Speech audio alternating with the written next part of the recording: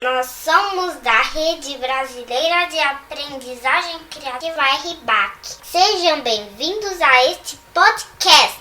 Tudo tem um começo, tudo tem uma motivação, tudo tem um efeito. O que significa fazer parte de uma rede que tem como motivação a criação, apoio e conexão de iniciativas orientadas a tornarem a educação mais criativa, relevante, colaborativa e inclusiva para jovens e crianças de todo o Brasil. A Rede Brasileira de Aprendizagem Criativa, em suas mais diversas iniciativas, procura implementar ambientes educacionais mais mão na massa e criativos nos mais variados espaços de aprendizagem, movimentando educadores para transformar a educação brasileira. Por ser uma rede, ela é constituída por um conjunto de nós, que se comunicam entre si, podendo ser esses nós secretarias de educação, escolas, ONGs, núcleos, pessoas. O conhecimento que é construído e passa por essa rede está em constante elaboração, gerando uma retroalimentação desta rede. Aprendemos e ensinamos uns com os outros, independente do espaço que ocupamos nesse emaranhado. Sendo assim, todas as organizações, coletivos ou pessoas que estão na rede podem ser interseccionados ou identificados como sujeitos ou subjetividades que visam, ao mesmo tempo, se apoiar mutuamente e movimentar a educação brasileira para a difusão da aprendizagem criativa e os seus princípios. Nós da RBAC somos um movimento que une educadores, artistas, pais, pesquisadores, empreendedores, estudantes e organizações para promover e apoiar práticas educacionais mão na massa, criativas, relevantes e inclusivas por todo o Brasil. Rede Brasileira de Aprendizagem Criativa, bom dia, boa tarde, boa noite, como posso lhe ajudar? Alô, RBACast, como posso te ajudar? Ah, você gostaria de levar a nossa máquina temporal para a sala de aula? Com certeza, já estamos enviando. RBACast, como vai? Você quer saber como integrar a comunidade da RBAC e como mobilizar pessoas de uma região, é isso? Certo, eu vou anotar aqui. RBACast, tudo bem? Você levou o manifesto para a escola e agora os alunos estão criando um novo manifesto, é isso? Perfeito, é esse movimento que a gente quer mesmo, que os estudantes participem, principalmente que vocês possam repensar as ações da escola. Muito bom esse seu retorno, muito obrigado. Pois é, meu amigo Zic, simplesmente as linhas não pararam nesses dias. Impressionante, tem muita dúvida, sugestão, crítica, elogio, o povo quer saber, meu caro. E olha, dizem que o sorteio é um dos métodos mais democráticos para se realizar escolhas. Eu não sei se seria o caso, mas e se nós sorteássemos algumas das perguntas que a galera fez e as direcionássemos para algumas das pessoas que estavam na RBAC quando tudo era mato, hein? Seria legal porque isso é quase uma anatomia da RBAC, quase um estudo para si mesmo, assim, um olhar para si mesmo, um papo da rede falando consigo mesma. O que você acha? Adorei a ideia, Paulo. E já sei por onde começar. Eu tenho aqui uma pergunta que veio lá de Caruaru, olha só. Oi, eu sou Roseli Penicucci, sou embaixadora aqui da Escola Municipal Pedro de Souza, na cidade de Caruaru. E eu queria saber, a minha pergunta é exatamente, como começou a rede, né, da RBAC? Quem foram os primeiros a participar? Como surgiu, né, a RBAC e quem foram os primeiros que participaram? Paulo, não tenho dúvida. Essa pergunta a gente tem que mandar para o Léo Bird. O Léo está lá no MIT, em Boston, e a gente quer saber de onde surgiu a RBAC. A Rede Brasileira de Aprendizagem Criativa, a RBAC, ela surgiu em 2015 a partir de uma parceria entre a Fundação Lehman e o MIT Media Lab, que é um centro de pesquisa super conceituado internacionalmente, né, e onde eu tenho a honra de trabalhar. Na época, a Fundação Lehman estava muito interessada em promover o Scratch no Brasil. E o Scratch, para quem não sabe, é uma ferramenta de programação para crianças que foi criada aqui no Media Lab. O Scratch é uma ferramenta super gráfica e divertida. Né? Com ele, a molecada consegue criar joguinhos, arte interativa, histórias multimídia, simulações e um monte de outras coisas. É uma ferramenta super popular, né, hoje em dia, e para você ter uma ideia, hoje o site do Scratch já tem mais de 100 milhões de projetos publicados, né, então é uma coisa super fantástica. Assim. Então a gente achou super legal essa ideia da Lehman incentivar o uso do Scratch no Brasil. né? No entanto, baseado na nossa experiência com outras iniciativas desse tipo em outros países, né, a gente achou que seria muito bom a gente prestar atenção em algumas coisas, né, bem importantes. A primeira é que, ainda que muita gente não saiba, o Scratch foi criado como uma ferramenta de aprendizagem criativa, né? O seu objetivo maior é incentivar a expressão pessoal, a experimentação lúdica e a colaboração, né? Sempre colocando o estudante no papel de criador e não consumidor de produtos e ideias. E infelizmente, em muitos casos, não é isso que acontece. Ao invés de criarem projetos pessoais, os estudantes acabam sendo colocados para copiar programas já prontos e coisas do tipo, e no final acabam tendo uma experiência educacional que é muito rasa, chata e mecânica, que é muito diferente daquela para a qual o Scratch havia sido criado, né, inicialmente. Então, nesse sentido, na nossa visão, para além de promover o Scratch em si no Brasil, seria super legal se a gente tivesse essa oportunidade de também fomentar a aprendizagem criativa no país. E ao focar na aprendizagem criativa, uma das coisas legais é que, além de propiciar um uso mais significativo e contextualizado do Scratch, a gente também abriria portas para outras iniciativas educacionais super engajantes que não necessariamente dependessem do computador. Isso é super importante de a gente considerar em países como o nosso, em que o acesso à tecnologia ainda é bem restrito, né? Bem limitado. Assim.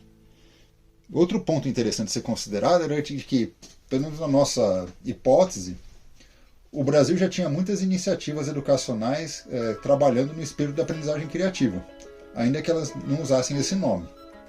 O problema é que essas iniciativas eram muito pontuais e isoladas umas das outras, né? Então, com isso em mente, a gente achou que, ao invés de se despejar as ideias do MIT no país, né, seria muito melhor se a gente conseguisse identificar as iniciativas de aprendizagem criativa que já existissem, né, no Brasil, reuni-las numa comunidade e, juntos com a experiência daqui de fora, né, e aliado às experiências de todos, criar um movimento de transformação educacional que crescesse de uma forma muito mais orgânica e respeitosa das diferentes realidades que a gente tem no Brasil. E foi assim que surgiu a Rede Brasileira de Aprendizagem Criativa, a RBAC. Nesses últimos 7 anos, a RBAC vem organizando encontros locais, festivais, campanhas, e também tem um portal super legal que ajuda a mobilizar educadores, pesquisadores, estudantes, familiares, empreendedores, tomadores de decisão e todo mundo que compartilha dessa paixão, né, essa vontade de transformar a nossa educação brasileira em algo que seja cada vez mais criativo, mais mão na massa e mais relevante para todos. Né? Então esse movimento tem crescido bastante. Hoje a gente já conta com milhares de voluntários organizados em núcleos regionais por todo o país. E é muito, muito, muito legal e inspirador ver a força dessa comunidade. O caminho percorrido até agora assim, é muito inspirador, né? E ainda assim a gente sabe que a gente tem um bom percurso pela frente. Então, sei lá, a gente gostaria de convidar todos os interessados a se juntarem a nós. Todos têm muito a contribuir, né? E vai ser um prazer, né, trabalhar com todos, nesse caminho tão bonito, promissor e também desafiador que a gente tem nas nossas mãos. Nossa, esse programa está servindo para a gente conhecer um pouco melhor a história da RBAC. E a próxima pergunta vai ajudar a desvendar um pouquinho mais dessa história. Oi pessoal do RBACast, eu sou a Bruna, sou estudante de pedagogia aqui da Universidade Federal do Paraná, em Curitiba. E a minha curiosidade é saber o que foi o desafio da aprendizagem criativa. Qual era o objetivo do DAC e como ele contribuiu para a formação da rede? Essa pergunta é bem legal, Bruna. É uma boa pista para continuarmos a entender as origens da RBAC. Acho que a melhor pessoa para responder isso está em Boston, my friends. Vamos ouvir aí, Valente? Bom, o DAC é o Desafio de Aprendizagem Criativa. É um programa de fellowship que começou com outro nome em 2015, era Makers Educa. Foi um instrumento, uma estratégia que deu início ao que depois se tornou a Rede Brasileira de Aprendizagem Criativa.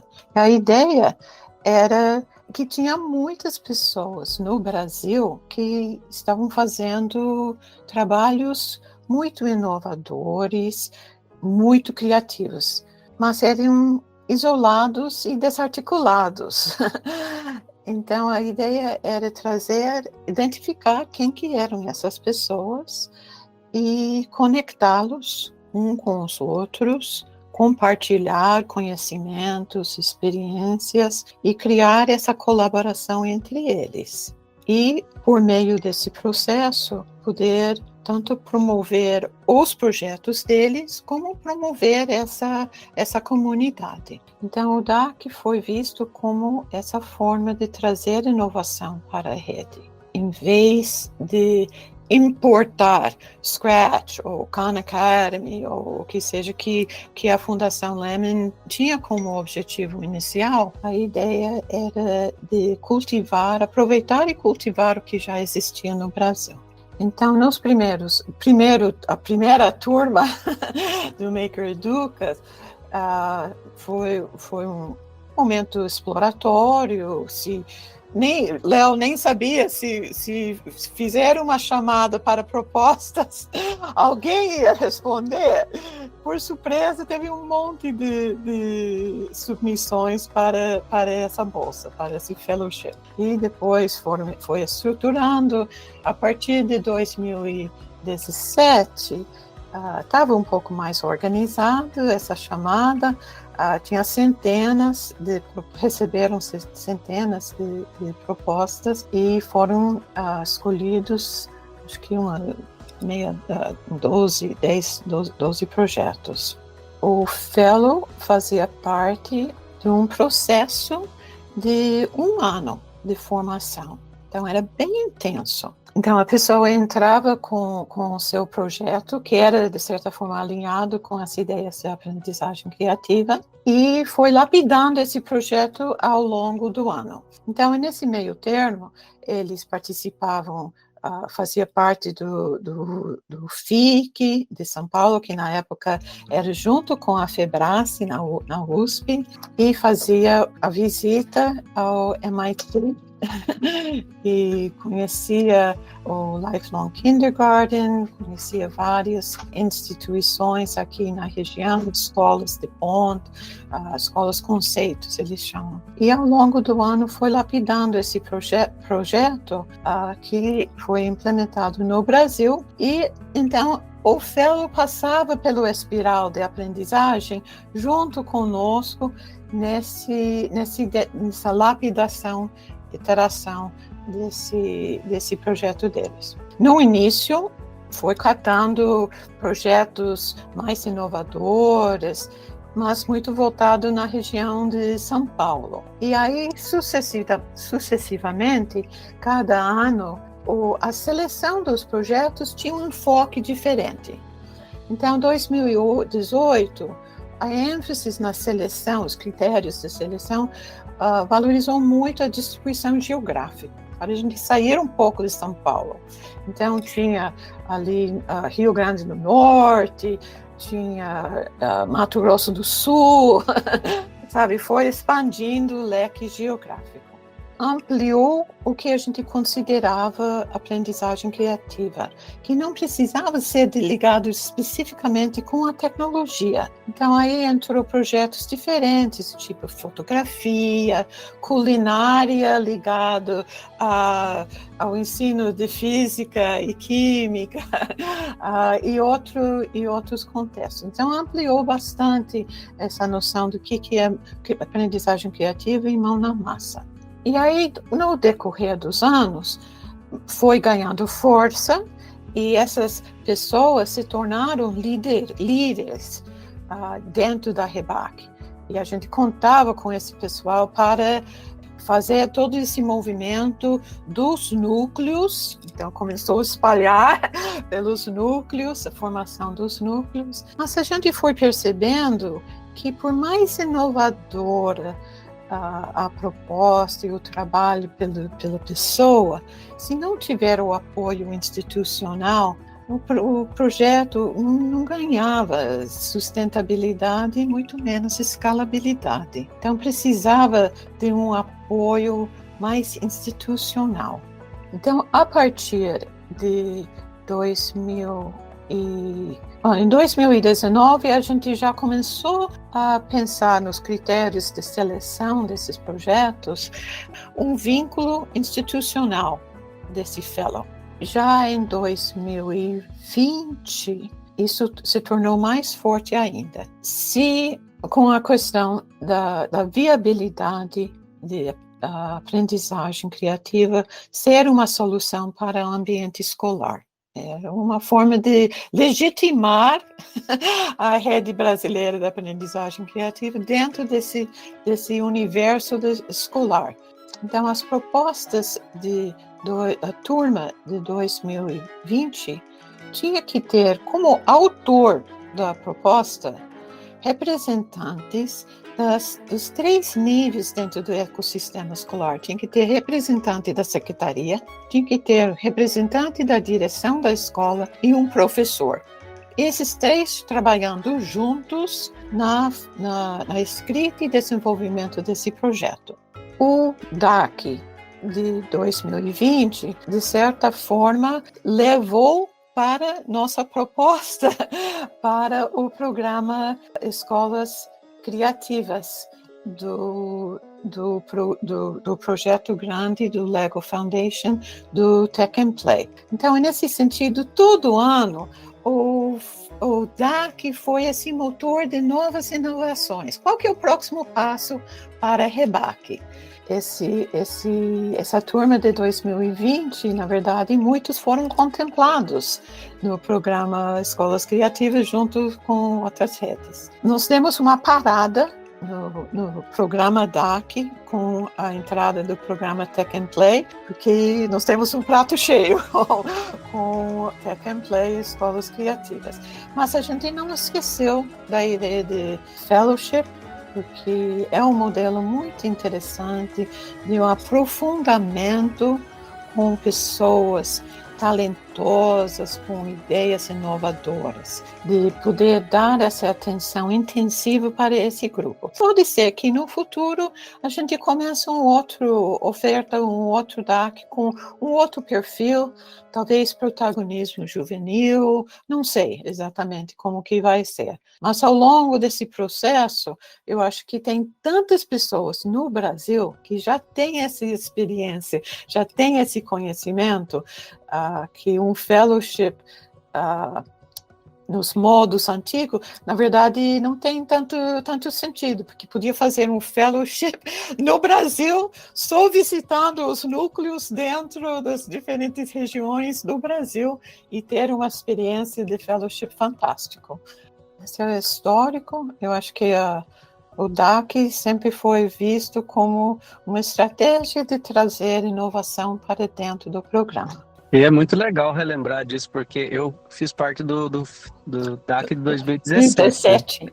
E olha quantas pessoas importantes que nós temos na rede da sua turma. Sim, e pós, né, porque eu acabei, por acaso, conhecendo o Bento, o Edinaldo, em outros lugares, né, e eles acabaram vindo para a rede. Nossa, são pessoas que têm feito a diferença, assim, na rede, né. Então, eu acho que... E o Felipe? O Felipe foi da minha turma, né? Então, Hélio e Marisa, Marisa parcialmente, mas o contato com Manaus foi Hélio, via Hélio. Maria Antônia, no Rio de Janeiro, enfim. Mas Patrícia. Olha que engraçado, né? Eu vejo assim que você começou essas pesquisas no MIT olhando para a diversidade, e encontrou a riqueza da diversidade, né, trazendo para o DAC.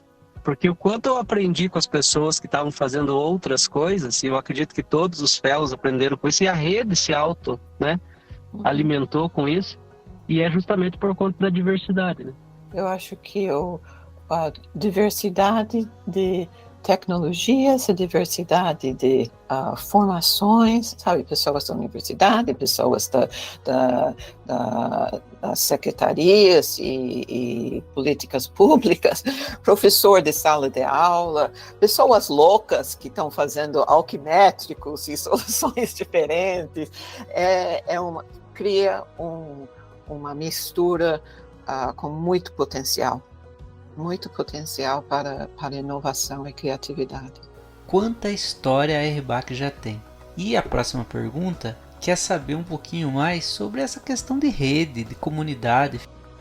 Olá, eu sou o João Adriano Freitas, eu estou falando aqui da cidade de São Paulo e eu queria saber quais foram as movimentações necessárias para iniciar a constituição dessa comunidade. Obrigado. Essa pergunta eu deixo em São Paulo mesmo, com o Guilherme. Guilherme, conta um pouquinho para nós dessa história. Uma forma da gente promover essa comunidade, começar essa comunidade, foi juntar os interessados na aprendizagem criativa. Muitas vezes é assim que você começa uma comunidade, né? E na época, lá por 2015, a gente fez isso por meio de uma lista de e-mails. Era uma forma de reunir interessados que funcionava para aquele momento.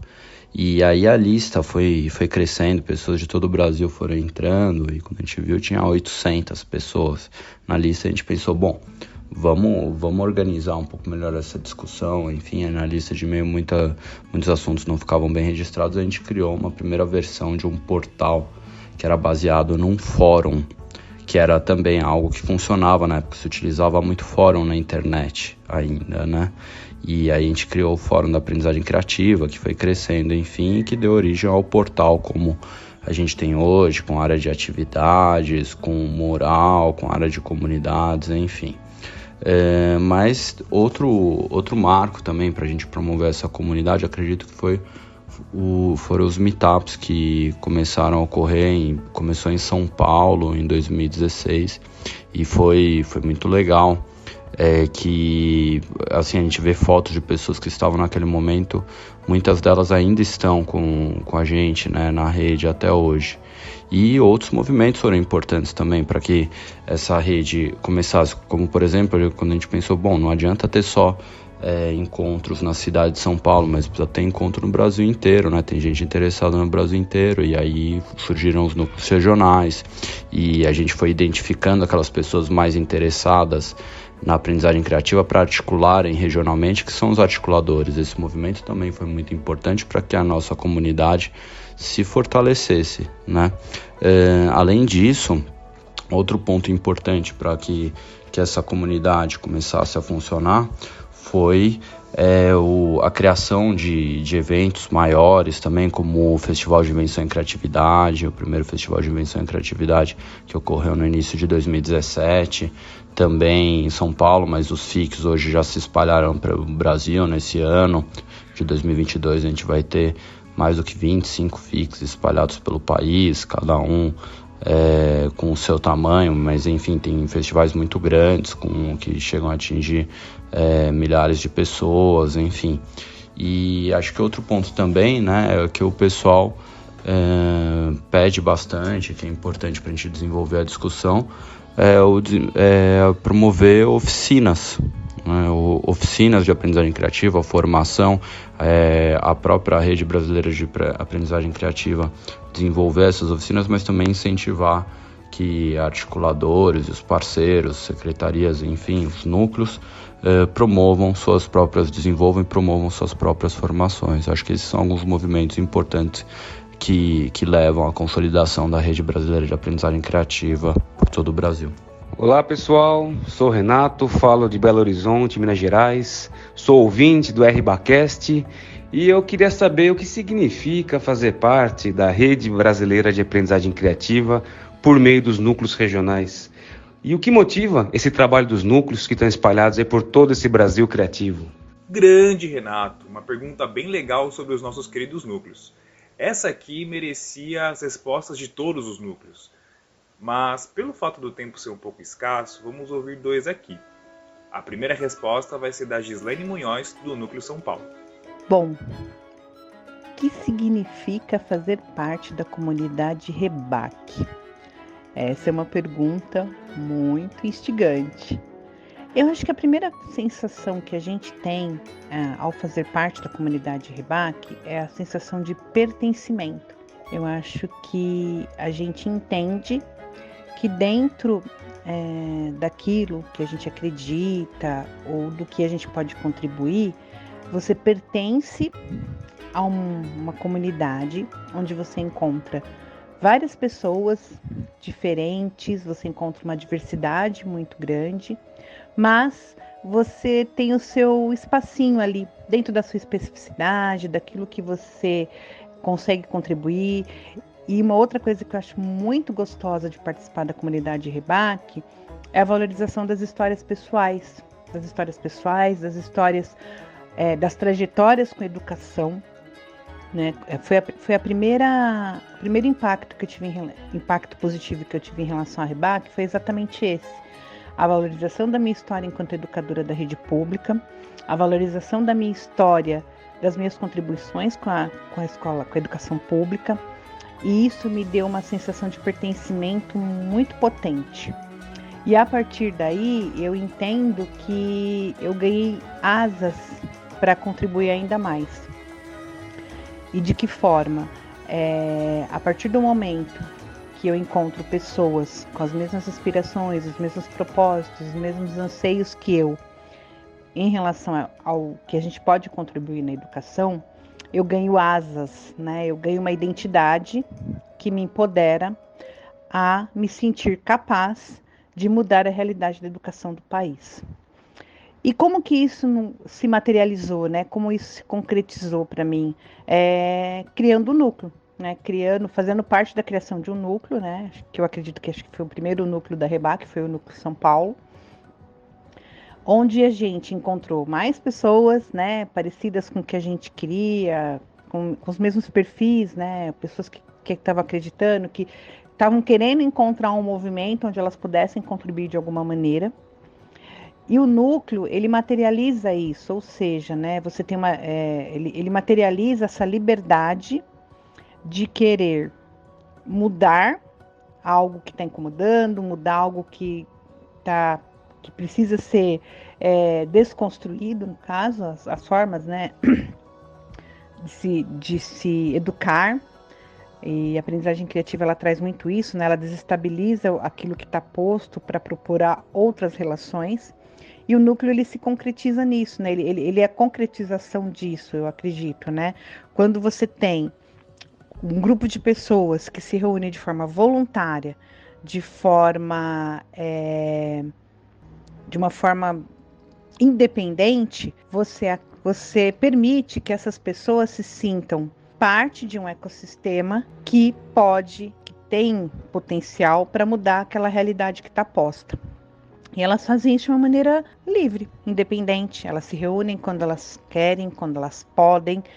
E você vai criando, e esse poder, né, esse poder de fazer isso no tempo que se tem disponível, vai criando um senso de responsabilidade e de um compromisso com essa causa. Então, acho que o núcleo, ele é a célula, acho que mais importante, ou seja, né, é onde você vai captar pessoas novas, é onde você vai encontrar perfis diferentes de pessoas, é onde também você vai entendendo como as pessoas veem a própria Rebac. O culminar de tudo isso é quando esse núcleo, né, quando os núcleos conseguem realizar um FIC e celebrar esse encontro, celebrar a organização de todas essas ideias, né, de tudo aquilo que foi produzido.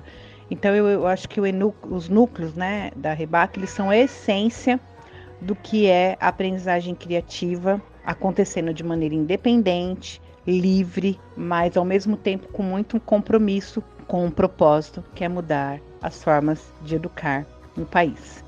Eu acho que é um pouco isso. Que maravilha ouvir você, Gi. Muito obrigado. Acho que a segunda resposta pode ser do André Pérez, do Núcleo de Porto Alegre. Então, fazer parte da comunidade por meio dos núcleos permite se ter acesso às práticas, às interpretações sobre a aprendizagem criativa desses professores, né? De professores que estão na sala de aula já desenvolvendo há bastante tempo projetos alinhados com a aprendizagem criativa, mas às vezes se sentem sozinhos, se sentem isolados. Então, criar essa comunidade de troca de experiências, de troca de práticas, escutando os professores, né? Então essa escuta, quando ela se constitui de forma colaborativa, como uma verdadeira comunidade de prática, uma comunidade de estudos, trocando ideias de projetos, organizando encontros, organizando eventos, isso cria um pertencimento, né? Uma noção de responsabilidade pela teoria, um respeito à teoria, mas ao mesmo tempo cria uma identidade, né? Uma identidade a partir dos professores. Então, o que mais me motiva a trabalhar com o núcleo é essa aprendizagem, né? Aprender com quem está na sala de aula, com quem está envolvido com a capacitação de professores, juntar esse conhecimento prático com uma estrutura teórica que fortalece a prática, mas ao mesmo tempo justifica a teoria, com um impacto real fora de um ambiente de pesquisa, sem ter a pretensão de ter todas as respostas. Então, é esse ambiente de comunidade de prática, esse ambiente de comunhão, até esse ambiente de criação de identidade de forma colaborativa. Alô, RBACcast! Alô, Brasil! Aqui quem fala é a Vanessa Camargo, mas não é a cantora. É a Vanessa Camargo Maestro falando diretamente de São Paulo! RBACcast, eu tenho uma dúvida, queria muito saber de vocês. Por termos pessoas espalhadas pelo Brasil todo, qual a importância do portal da RBAC? O que ele tem de especial? Responde pra mim, pessoal da RBACcast! Grande beijo, Brasil! Alô, Vanessa! Para poder responder, vamos convidar aqui a Gabriela Goulart, que é a nossa coordenadora de comunicação, direto de São Paulo. Gabi, conta para nós a importância do portal. O portal da Rede Brasileira de Aprendizagem Criativa é a casa da nossa comunidade. Nós não temos um espaço físico, mas temos esse espaço virtual onde a nossa comunidade pode se encontrar, se conectar, se inspirar e trocar ideias sobre tudo que tange educação, além de ter acesso a recursos e materiais sobre aprendizagem criativa que são super interessantes. E o nosso portal conta com recursos bem especiais para a nossa comunidade. Um deles é o estúdio pedagógico, onde as pessoas encontram atividades em aprendizagem criativa recomendadas pela nossa equipe de apoio, e essas atividades podem ser realizadas e aplicadas por professores do Brasil todo, podem ser remixadas dependendo das necessidades, e dentro do estúdio pedagógico tem um espaço para as pessoas contarem como aplicaram, como remixaram, é uma funcionalidade bem legal. Além disso, o portal conta com comunidades e grupos temáticos, com espaços abertos para discussões e divulgações. Então, são realmente espaços de troca para a comunidade. E também com recursos pedagógicos. A gente tem a página de coleções formativas, que é uma página incrível, com diversos recursos. E também a nossa biblioteca, que conta com muitas referências da aprendizagem criativa. Além disso, a gente ainda tem um mural, que pode servir como inspiração para remixar e para criar atividades em aprendizagem criativa. Eu acho que tudo isso faz com que o portal seja super especial, seja um ambiente que a gente tem muito carinho na rede, sabe? É realmente, como eu disse, a casa da nossa comunidade. Hey, hey, rebaquianos! Olá, Paulo! Olá, Zique! E olá, turma que nos acompanha agora! Eu sou a Ellen e eu falo aqui do Mato Grosso do Sul. Bom, a gente sabe que implementar uma abordagem como aprendizagem criativa em escala deve ser um grande desafio para qualquer rede de educação. Mas e aí, Zique, Paulo, vocês podem contar um pouquinho mais desde quando e como a RBAC tem apoiado essas iniciativas? Um abraço para vocês e até mais! Grande Ellen! Para responder essa pergunta, vamos para São Bernardo do Campo, em São Paulo, e vamos convidar a Verônica, que é coordenadora de adoção sistêmica da RBAC, a comentar para nós. Realmente, Paulo e Ezequiel, implementar qualquer política pública em redes de ensino já é um desafio por si só. Quando a gente fala de uma abordagem como a da aprendizagem criativa, que mexe e que se propõe a olhar para a prática docente, para a aprendizagem do aluno e olha para outras dimensões na rede para que essa mudança seja real, que ela seja efetiva, que ela possa impactar não somente por um momento, mas que se torne sustentável, que se torne perene e que faça sentido para aqueles que vão aderindo aos poucos de forma orgânica, é um desafio ainda maior. Porque muitas vezes o professor já tem cristalizado algumas concepções de educação e que pouco se alinham com abordagens mais centradas no aluno, mas que estão dentro do espectro das metodologias ativas. Então, isso já é um grande desafio. Mas, quando a RBAC se propôs a comprar essa proposta, né, e estabelecer parcerias com redes e com gestores que estavam nessa busca também de fazer a transformação acontecer, visando olhar, né, lá na ponta, visando olhar a qualificação da aprendizagem para este aluno, a sua formação integral e que se relaciona e impacta também a sociedade, ela fez de uma forma assim, muito bonita. Partiu primeiro de uma experiência de uma rede que começou trilhando esse caminho que foi a rede de São Bernardo em 2019, e esse movimento da própria rede municipal de São Bernardo do Campo, em busca de estabelecer conexões com parceiros que auxiliassem, né, que apoiassem a chegar a este grande objetivo de uma aprendizagem mais relevante, mais mão na massa, nos aproximou muito, né, a rede de ensino da própria RIBAC. E a própria rede de São Bernardo fez um movimento de olhar para a sua base, olhar para aquilo que fazia sentido para os professores, para o que eles estavam solicitando, para trabalho já iniciado e que trazia um feedback super positivo, e buscou alternativas e estratégias que somassem a isso, e não que viessem de cima para baixo, descolado das necessidades docentes e do que se fazia sentido naquele momento. Então esse primeiro desenho foi um divisor de águas, foi um desenho que inspirou muito a RIBAC a criar a área de adoção sistêmica e se colocar como parceiro de outros gestores que tinham a mesma intenção, o mesmo anseio de fazer essa mudança acontecer aos poucos, mas de forma orgânica, de forma que se respeite o que as redes já desenham, já produzem, do que as redes já têm de histórico, já têm de processo, e que seja algo que nasça ali da base e que vá criando forma, e não que venha de uma forma meio invasiva, buscando criar um espaço que muitas vezes não ecoa ali com a necessidade tanto de alunos como de professores e de toda a comunidade. Então não é um processo fácil, mas é um processo muito bonito, democrático, e que está ganhando cada vez mais parceiros, redes que se identificam com essa forma de se buscar essa transformação de modo perene e sustentável, respeitando todo o histórico de cada uma e criando versões lindas, né, de como a aprendizagem criativa pode impactar e pode contribuir para a transformação da educação brasileira. Oi, gente, e aí, tudo bem? Aqui é a Júlia, eu falo de Porto Alegre, Rio Grande do Sul. E eu gostaria de saber como vocês acham que o programa Escolas Criativas foi recebido pela comunidade da Rede Brasileira de Aprendizagem Criativa. Por exemplo, quais tipos de ganhos o programa trouxe institucionalmente para a rede de vocês? Valeu pela participação, Júlia. Ninguém melhor que a própria gerente do programa Escolas Criativas para falar para nós como que ele colabora para a adoção da aprendizagem criativa nas redes e escolas públicas que participam do programa.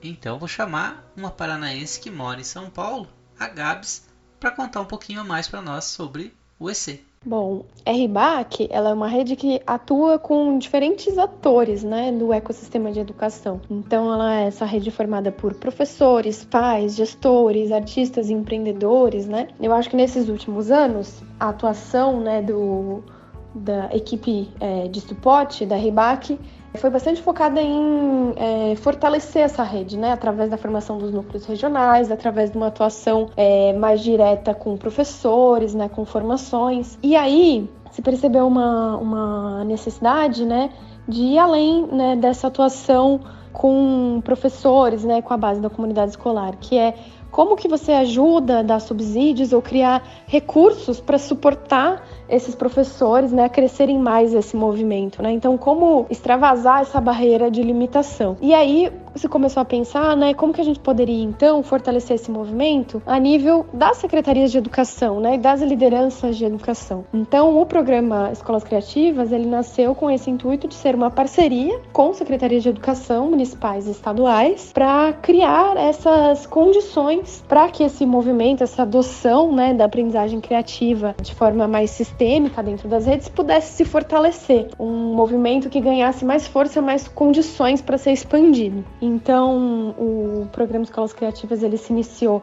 a partir de um edital, né, da Fundação Lego, o edital do Tech and Play, que foi o edital no qual surgiu o financiamento, né, para a criação desse programa. E então, a gente, em 2021, iniciou o programa com 10 redes de ensino, 9 secretarias municipais e uma secretaria estadual, que formalmente, né, viraram parceiras da RBAC nessa construção aí do programa Escolas Criativas.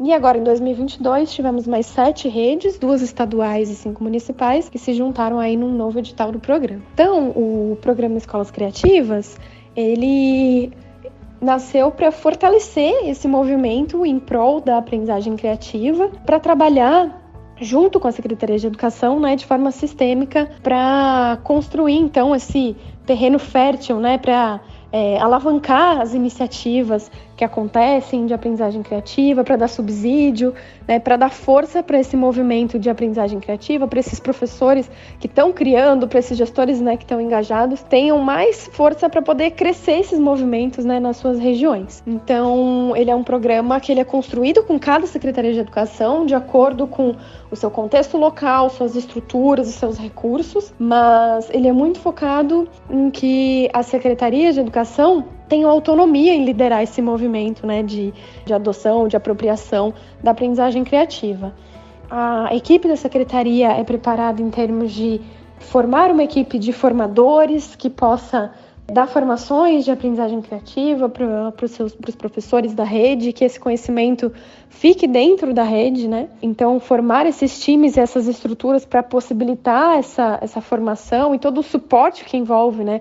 Ter uma formação que envolve experimentação, né? Que envolve iteração, que é uma formação com base na experiência, na reflexão. E o programa olha também para outras esferas, né? De dar recursos e exemplos de planos de aula, um espaço de troca onde os professores que estão fazendo isso localmente possam trazer isso também para o portal da RBAC, trocar com outros educadores e formar, né, uma comunidade de práticas. E essa troca de experiências é um pilar muito importante para a aprendizagem criativa e também para o nosso programa.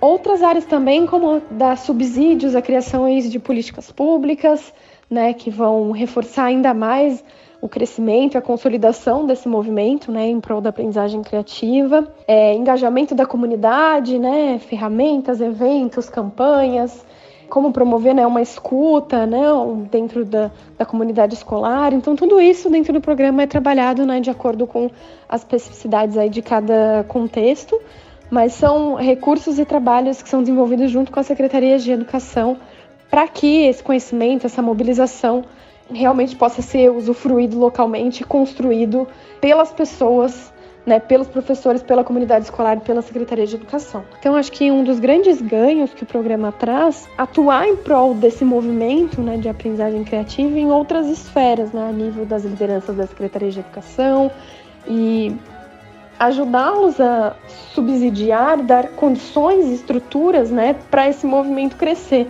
Como que a gente fortalece, né, essas iniciativas que a gente vê acontecendo aí em todas as redes, né, de professores trazendo a aprendizagem criativa para dentro da sala de aula, isso contaminando as escolas, como que a Secretaria pode fortalecer e dar espaço para esse movimento crescer e se tornar cada vez mais institucionalizado dentro da rede. Então, acho que o grande ganho é ajudar a fazer, né, essas iniciativas individuais, ajudar com que elas fiquem mais conectadas e com que elas tenham mais condições para poder crescer e acontecerem de forma mais sistêmica dentro da rede, né, e menos só de forma individual. Acho que foi muito bem recebido pela comunidade da RBAC e cada vez mais a gente tem promovido a integração entre o programa Escolas Criativas, os núcleos regionais, né? E a gente quer fazer isso cada vez mais para que essas diferentes atuações, mas em prol do mesmo objetivo, né? Que é fomentar esse movimento pela aprendizagem criativa,